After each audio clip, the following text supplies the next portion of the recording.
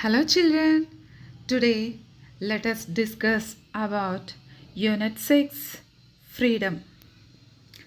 See this picture, style sheet. What do you observe in this picture? Children are happily running along with flag, the Tiranga of India. They are merrily running with the flag as the token of their freedom. And what else do we see in this picture? We see reading A long walk to freedom, reading B, freedom poem, reading C, an icon of civil rights. All these topics are somewhere related with freedom. That means in this unit we are knowing something about freedom. Now turn the page and see the picture, children. What do you see in this picture? You see two very famous personalities of the world. One is our Bapuji, Mahatma Gandhi, and the other is Nelson Mandela. Bapuji is father of India. Nelson Mandela is father of South Africa. And you keenly observe these pictures and think of these two people and think about these two people's speciality. How these people are special, in what way they are special, what are their commitments, what are their contributions to the society, what are their similarities. You think and then answer the questions given below. After that, you debate on the topic non-violence. This is about face sheet.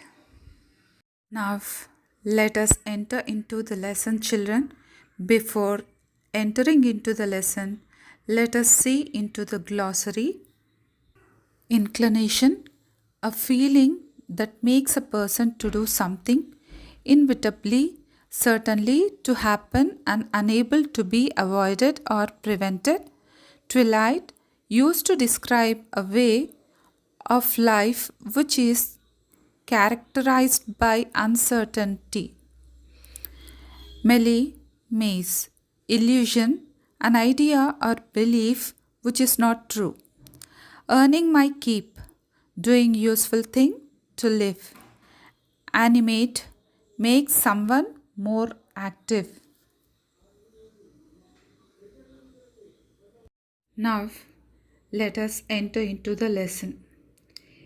A reading, A long walk to freedom. In life, every man has twin obligations. Obligations to his family, to his parents, to his wife and children. And he has an obligation to his people, his community and his country.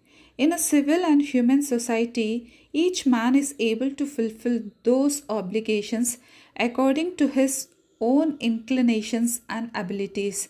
But in a country like South Africa, it was almost impossible for a man of my birth and color to fulfill both of those obligations.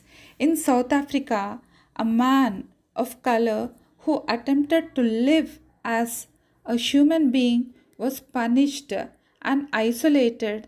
In South Africa, a man who tried to fulfill his duties to his people was inevitably ripped from his family and his home and was forced to live a life apart, a twilight existence of secrecy and rebellion.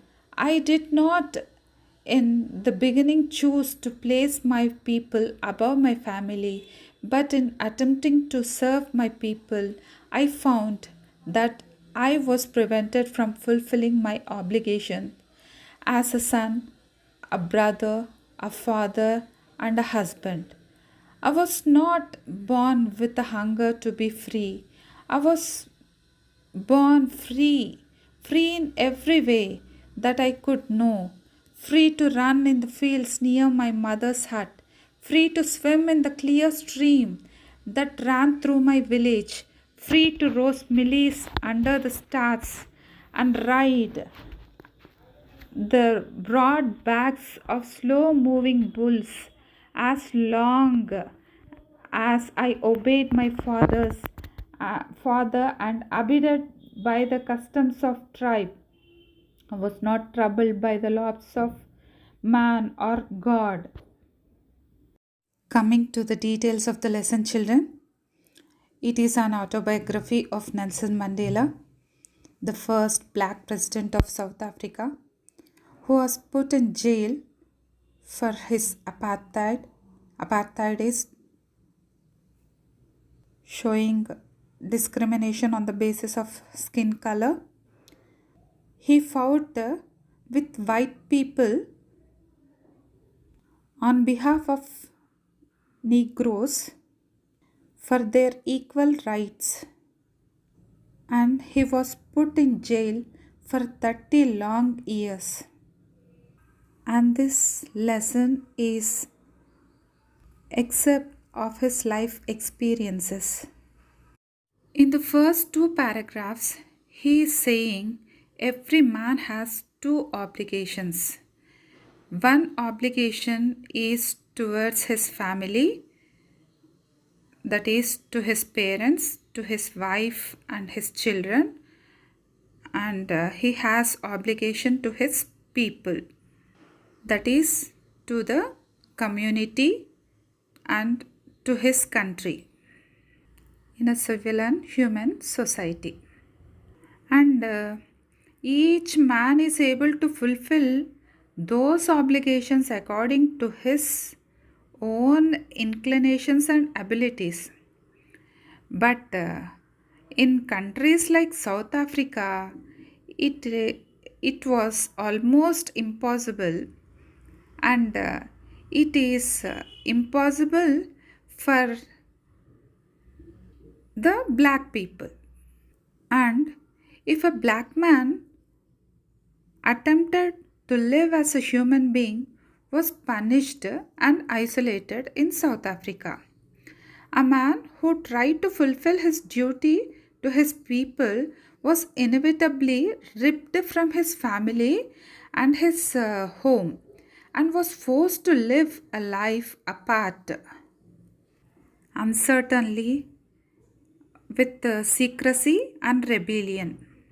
And our Nelson Mandela also did not choose his people above his family in the beginning, but in attempting to serve his people, he found that he was prevented from fulfilling his obligation as a son, a brother, a father, and a husband.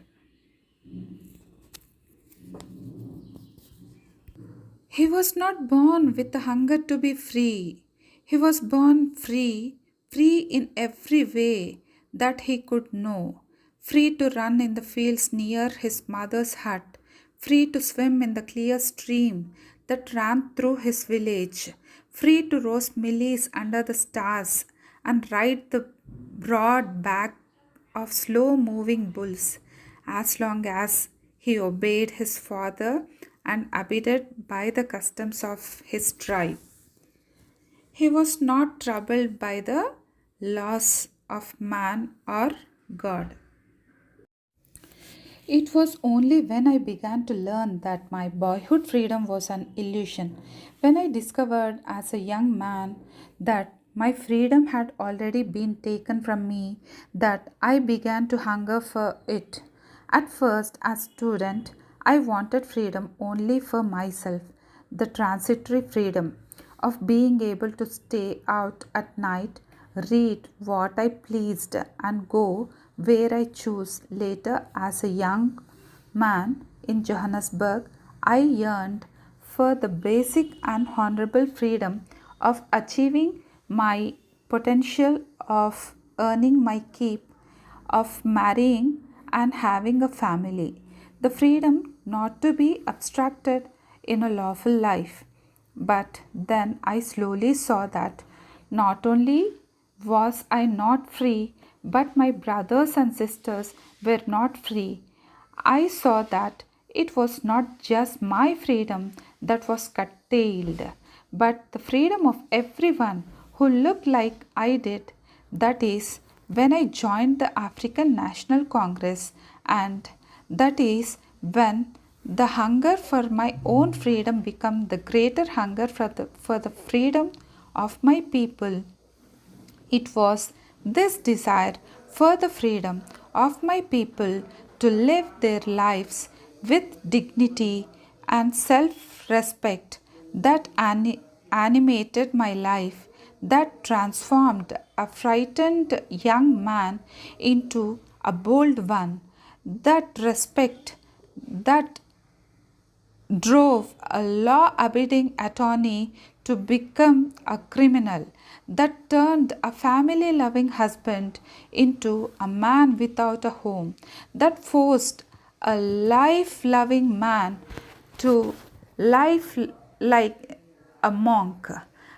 I am no more virtuous or self sacrificing than the next man, but I found that I could not even enjoy the poor and limited freedoms I was allowed when I knew my people were not free. Freedom is indivisible. The chains on anyone uh, of my people were the chains on all of them. The chains on all of my people were the chains on me. I knew that the oppressor must be liberated just as surely as the oppressed. A man who takes away another man's freedom is a prisoner of hatred. He is locked behind the bars of prejudice and narrow mindedness. I am not truly free if I am taking away someone else's freedom, just as surely as I am not free when my freedom is taken from me. The oppressed and oppressor alike are robbed of their humanity. When Nelson Mandela grew into a young man, he discovered all his freedom has been taken away from him, and all the boyhood freedom was his illusion. And he began to strive for his freedom. At first, he wanted freedom for himself as a student. He tried for transitory freedom, such as being able to stay out at night, read what he pleased, and go where he chose. Later, as young man in Johannesburg, he yearned for the basic and honorable freedoms of achieving his potential, of earning his keep, of marrying and having a family. The freedom not to be obstructed in lawful life. From the fourth paragraph, we understand the philosophy of Nelson Mandela. Slowly, he started understanding not only he was free, along with him, his brothers and sisters, his whole people were also not free. And he also observed not only his freedom was curtailed, his fellow men freedom also was curtailed. For the same purpose and reason, he joined African National Congress, and that is when the hunger for his own freedom became the greater hunger for the freedom of his people. It was this desire for the freedom of his people to live their lives with dignity and self respect that animated his life, that transformed a frightened young man into a bold one, that drove a law abiding attorney to become a criminal, that turned a family loving husband into a man without a home, that forced a life loving man to live like a monk. He was no more virtuous or self sacrificing than the next man, but he found that he could not even enjoy the poor and limited freedoms he was allowed when he knew his people were not free. Freedom was indivisible. The chains on any one of his people were the chains on all of them.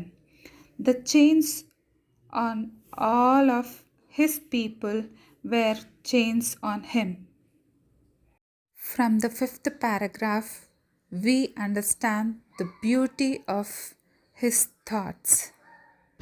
He says that oppressor must be liberated surely as the oppressed from the thought of oppressing the oppressed.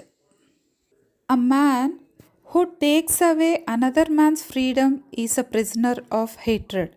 He is locked behind the bars of prejudice and narrow mindedness. One is not free if one is taking away someone else's freedom. Just as surely as I am not free when my freedom is taken from me. The oppressed and the oppressor alike are robbed of their humanity. So, this is an excerpt, A Long Walk to Freedom by Nelson Mandela, autobiography of Nelson Mandela.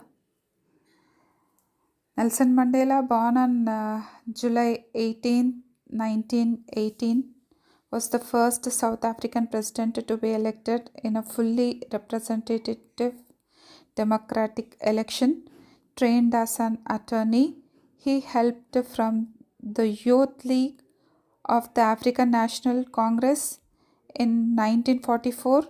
In 1961, he abandoned peaceful protest and became head of ANC's new military wing. Sentenced to life imprisonment in 1964, Mandela came to symbolize black political aspiration and was named head of ANC after his release on February 11, 1990. He and F.W. de Klerk shared the Nobel Peace Prize for negotiating South Africa's peaceful transition to multiracial democracy after the ANC victory in the April 1994 election. Mandela worked to erase racial tensions, court foreign investment, and provide services to the victims of apartheid. Children, do the exercise given below and go through the worksheets.